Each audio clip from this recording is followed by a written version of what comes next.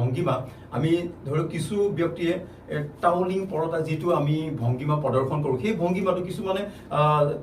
তাঁতশালৰ মাকু মৰাৰ এনেকে টানিব নালাগে আচলতে আমাৰ এই মুঠিটো যে ধৰি আছো তলৰ হাতখন যেনেকৈ টানি আছো আমাৰ ওপৰতে চৰাইলো থাকে তিৱাসকলৰ আমি বৰতত সেই চৰাইলোটো আমি নচুৱাই চৰাই এজনী থাকে ওপৰত আৰু এপাত 5 পাত বাঁহৰ ষ্টিক থাকে বেম্বো ষ্টিক থাকে আৰু বেম্বো ষ্টিক পাতৰ তলেদি এপাত দীঘল ষ্টিক পাত আহে ষ্টিক পাতৰ তলেদি এই পাঁচডাল যি ষ্টিক থাকে বেম্বো সেই ষ্টিক কেইপাতত আৰু 5 পাত ষ্টিক থাকে সৰু সৰুকে তাত ৰছী টনা থাকে ৰছী মঠা থাকে ৰছী পাত আমি টানি থাকো ওপৰত চৰাইটো নাচি থাকে আমি এখন হাতে টানো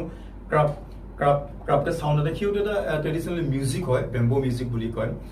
সেই ৰছীটো টানোতে আমি সিধাকে টানিব লাগে ৰছীটো বেকাকে টানিলে যেহেতু ৰছীপাত বা ওপৰত চৰাইটো নানাচিব বা ডান্স নকৰিব চৰাইটো গতিকে আমি ৰছীপাত সিধাকে টানিব কিছুৱে এখন হাত ওপৰৰ পৰা টানে আৰু আচলতে এই ভঙ্গিমাবোৰৰ ওপৰত বিশেষভাৱে অধ্যয়ন নকৰে বা বিশেষ অভিজ্ঞ ব্যক্তিসকলৰ পৰা তেখেতসকলে জানিবলৈ চেষ্টা নকৰাৰ কাৰণে হয়তো কিছু ভুল ত্ৰুটি থাকি যায় আৰু ইয়াতে মহিলাৰ নাচটো বেলেগ হয় পুৰুষৰ নাচটো বেলেগ হয় পুৰুষে যদি আপোনাৰ হাতখন এনেকে কৰি টাউলিং পৰতা এনেকে কৰি পেলাই দিয়ে মহিলা অকণমান বেলেগকে দিব বা পুৰুষে যদি এইটো সোঁ হাতে টানি বাওঁফালে যদি এৰে তেতিয়া মহিলাই হয়তো হাত দুইখন দুয়োফালে দি এনেকে কৰিব বা আমি ইয়াতে বিভিন্ন জনজাতীয় নাচবোৰত বেছিকেলি বিভিন্ন পশু পক্ষী